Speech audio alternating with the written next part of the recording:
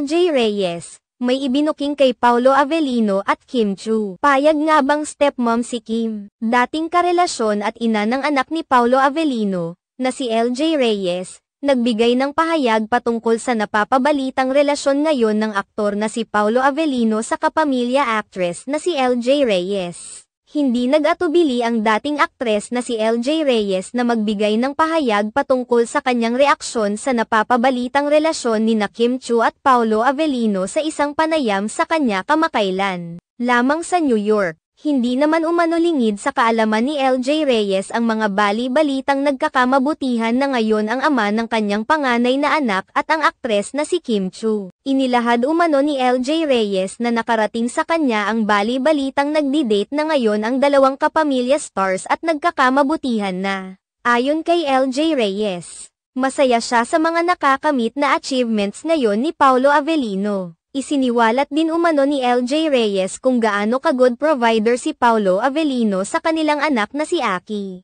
Hindi umano naging madamo si Paolo Avellino sa pagbibigay ng sustento sa kanilang anak at naging consistent ito magmula noong maghiwalay sila ng landas. Inilahad rin ni LJ Reyes na kung sakaling si Kim Chiu ang makatuluyan ni Paolo Avellino ay wala siyang problema rito bilang stepmom ng kanyang anak. Bagamat hindi pa umano sila nagkakasama sa iisang trabaho, marami naman umanong nagsasabi sa kanya ng kabaitan ng aktres. Nais lamang umano niya na ang babaeng mamahalin ni Paolo Avellino ay magmamahal rin sa kanilang anak bilang ikalawang ina nito.